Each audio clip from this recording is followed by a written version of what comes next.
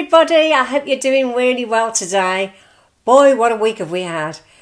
Well, what is first coming up today? I've been very tired, so I'll just mention the fact that I've been tired and I'll go on to that in a second. First of all, I'm going to quickly show you my new toy for the garden, which is a Bosch leaf blower. In the past I've had many leaf blowers and big bulky things that you stick over your shoulder with bags, and they've never really blown many leaves around, I've always thought. And because I get a lot of pine needles on our drive, I needed something that was quick and easy. And somebody said, oh, what you need is a Bosch. And I didn't want a big heavy thing either. So I bought this handheld one, which is battery operated. And I'm going to do a quick demo on the driveway, and you'll see that I did that yesterday. So that's the first thing. Bit practical, I know, but I like to share these things. And I love it when other people share things as well. Then I go down the high street in Droitwich Spa in Worcestershire and show you a few little Halloween windows. I do like to see windows dressed up, don't you? To me, that's the solution to bringing trade back to the high street. And when I was 16, I was reflecting. When I was 16, I didn't know what I wanted to do and never really sat and dreamt about what I wanted to do for a job. But I do recall saying, wouldn't it be nice if shops had proper window dressers? And I'd never had inspiration from nice cities or towns or anything. I didn't go anywhere. And I grew up in an area where the shops were horrible, apart from one, which was a flower shop in Northfield in Birmingham. And I remember saying, isn't the flower centre lovely? Why don't all the other shops do that?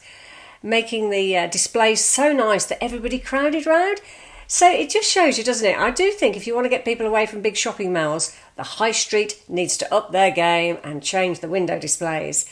And we have a nice few ones down our high street, just little ones that have put their Halloween things in the windows so far. So I'm going to show you that. Then I do a cooking of a chilli. I'm not going to bore you with every stage. It's a quick speeded up version. And then I go on to show you last Saturday, the 12th of October's evening out at my son's huge gig in Birmingham at the O2 Institute. Boy, what a night that was, in every sense of the word. I went to the gig I got there for 10 to 8 because my neighbour gave me a lift. And we got there and Santu were the first people on, so I missed some of them and they were really good. Good voice for this particular band. And then there were two other bands. I felt the whole evening was far too loud, and even though I had earplugs in, it was absolutely deafening. I never understand why they do it with these tech guys. The sound is always far too loud for the venue. Even the youngsters were complaining. And they've got certain limits, I know they have on these decibel limits, but boy, it was far too loud. But anyway, my son comes on, puts a great show on, and he'd been there since 1, setting up with my husband and trying to get everything organised because they have to go through all the sound checks. And he comes on, does a great show. Then on the night, he has an after party and he's not used to staying up that late, so he was ill. And I'm up with him most nights because it unfortunately has epilepsy, nocturnal epilepsy. So I got an hour's sleep, and he must have felt really bad the next day as well because he was exhausted. But the reason I'm telling you that is, A, if you suffer with that, it must be awful, and I can't hope you're under control with it. He's not, and we've had to go and have other drugs put into this week to him, and I dread it because he's had terrible side effects. But apart from that, the show was good. But because I'd only had an hour's sleep, and it's happened like that most nights, I'm just up all the time, I said I wasn't cooking on Sunday, so we went to the local Indian restaurant, which has now been awarded by the Worcester News as one of the best in Worcestershire. So we went in and the meals were so individually flavoursome. If you're ever in the Droitwich area, do try out Vaasanti. Now, Vaasanti's owner has a brother who used to run that one, but now he's in one in Meriden called Viva, he said. So the two brothers are running 2 restaurants, so there you go. Thought I'd share that with you. And before I go, because of my dark eyes being not sleeping, I treated myself to a concealer. I'd never used concealer on my eyes, and I'd heard that NARS was good. I don't know whether it's any different to anywhere else. I chose NARS in, what shade is it? It says light 1. which is very light, but I've got quite pale skin anyway. It looks brighter on here because I've got a light reflecting my face. If I didn't have this lamp on, I'd look about 120. So yeah, I used that little... I'll just show you the shade actually. If you're interested in getting one, I just thought I'd share it with you. It's quite light.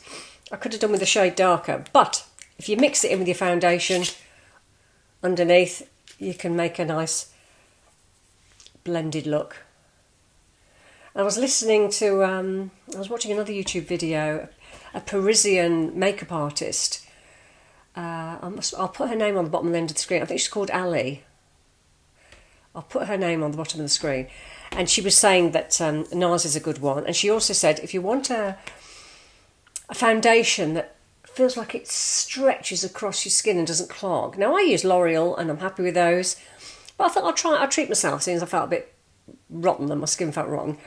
I bought Giorgio Armani because she said it's a beautiful foundation. And because, again, I bought it too light because I didn't buy it in a shop. I got the shade, what have I got? Number 2. I could have done with going up because it is quite light. But I mixed it, if I just show you, I mixed it with my L'Oreal, which I list anyway on my website. And it gave me a nice darker shade and it just glides over the skin beautifully. I mean, it just feels silky. She said it's Illuminous Silk. Well, I'll give her that for saying that because my other one doesn't feel like it's gliding silkily. But this one does. So that's a recommendation. And underneath I've put Inky Bioactive Ceramide Repairing and Plumping Moisturiser, which again she recommended. And I went to bed last night and I thought, oh my gosh, my skin does feel plumped. I've been using the Clarins oil that I mentioned before, which is a nice smelling oil, like a geranium smell when you go to bed. But this feels plumped up. I feel like it's really helped me on. And also the Inky List Duo Sunscreen. That's nice as well under your makeup if you're out and about. And I also gave myself a little Soft Glam Anastasia Beverly Hills pack. This makeup artist recommended these. I do like Trini London eyeshadows. I normally have those. But I thought just try something different for a change. Gone a bit dark on the brown here and put a lighter colour in the middle.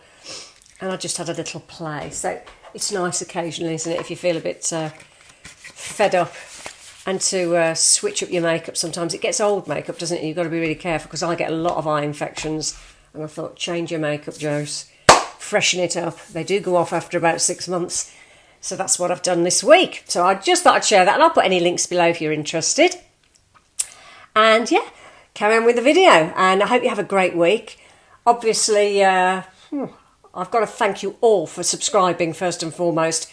Particularly as I got 14 subscribers last week because of the Scarecrow Festival and also probably my Italiano cooking session at the end.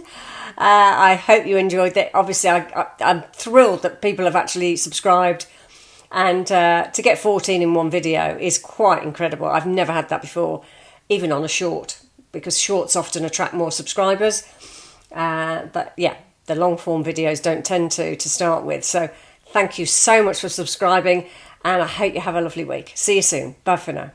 Here's the box. The Universal Leaf Blower 18V-130 and 1.6 kilograms weight including the battery, and I think it's got 130 metre cubed volumetric flow. And when I saw it I thought, oh, that's going to be too light, it's not going to move the leaves, but it does. It doesn't move big piles of leaves, but my pine needles, which I just like to keep clear on the drive, and any other leaves that are falling off, it's been brilliant and I just can't get over it.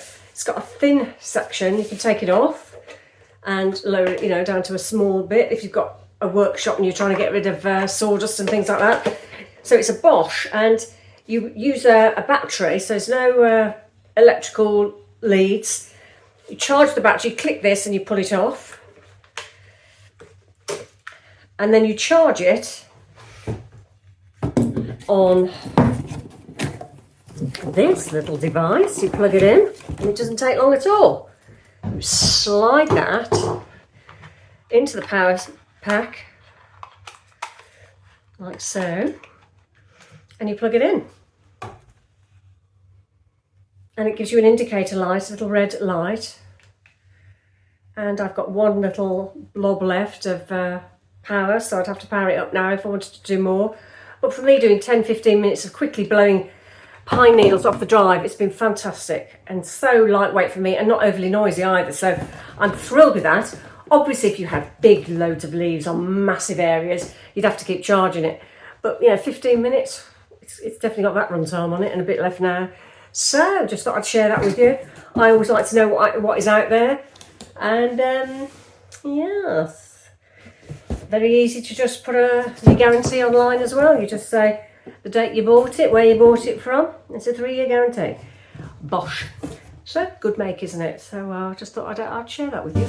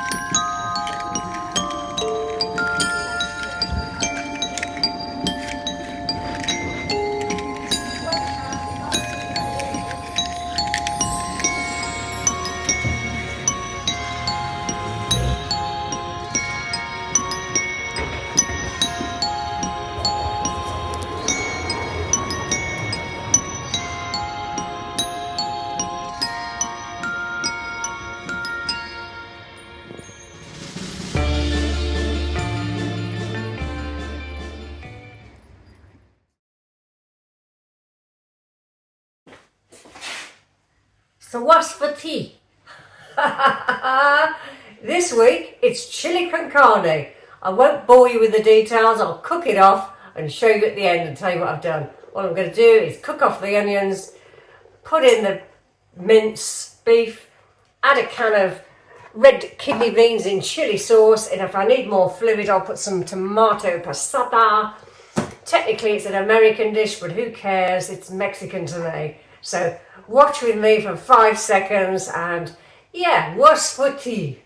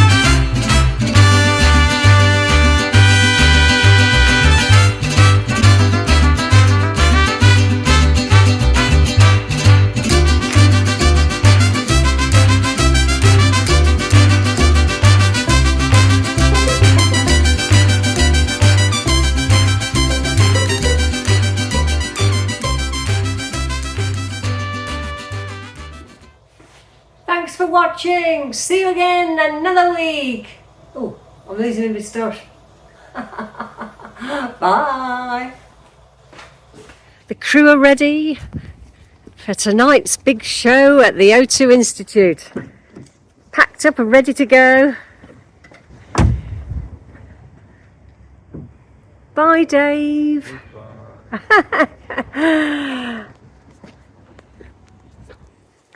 It's all a busy day today. So they're on tonight at 10 p.m. and there are 3 bands before them. And the first one is Santu, and I like Santu's lead singer. He's a good voice, got a brilliant voice. So I shall be there later. And yeah, what a lovely day. Saturday the 12th of October. It's finally come around, the big event. And let's hope lots of people turn up for them.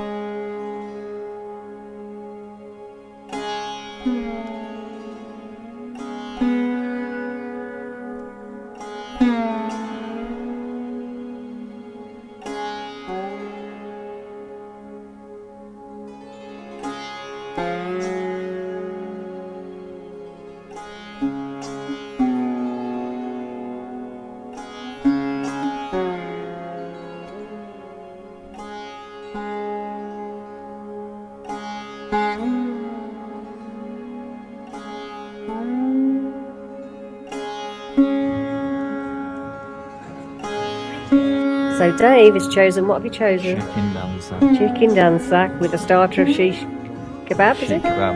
That's it. Richard's going for... Chicken jalfrezi main course. And a starter on? I can't remember now. What was it? It was chicken tikka. That's it. And I am going for onion bhaji to start and a pathia for a nice, sweet, hot, tasty main. And we've got poppadoms and some chutneys coming. And that's because I'm not prepared to do some dinner today. I'm tired.